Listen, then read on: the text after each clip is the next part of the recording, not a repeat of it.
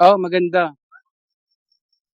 Ah, JP, hindi ko lang alam kung sa kuha 'to 'no, medyo sepia ang dating niya. Para maging ano siya, striking and, tawag dito, highly contrasting, sana yung mga sulok-sulok kahit, touch of black. Kasi Yes. siyempre siya ang pinaka highly contrasting sa ground mong puti. And siya yung nagsasabi ng depth talaga na malalim yun, malayo yun, sulok-sulok yun. So meron kang purong itim dapat. Yun talaga magiging Yes. vivid yung gawa mo. Kung titingnan natin, nasa sepia siya, subtle side. Parang may mga ganyang artwork na may nostalgic yung dating.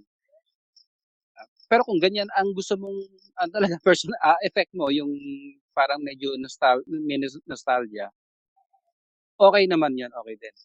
Pero sa akin lang, para kung gusto mo talaga ng head turning, striking, dapat may mga black na ano. Ang shape okay, ang feathers okay din, yung pagkaputi niya. Yes po. And tama naman yung hindi mo na kinopya yung isang ano 'no, yung isang ibon. Hindi ko na po siya Okay naman nakakuha. ang pag ano, Yes po. pag-omit. Ah, yun Ah, lang naman. ano po Ah, ano po yung ano po, ano pong medyong puwede kong lagyan ng black diyan, yung anong part po? tingnan natin, sa reference. Sige, full screen ko lang.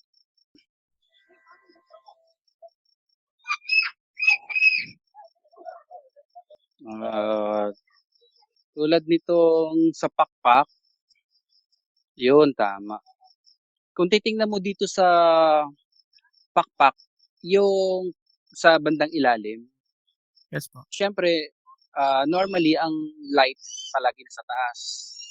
So nagki-create siya ng shadow. Yung Okey po. pakpak na itim, yung bandang ilalim dapat yan may mga black yan. Para pong naging continuation lang siya 'no, Para ng magmukha color. ring etong pakpak, naka-emboss sa gitna.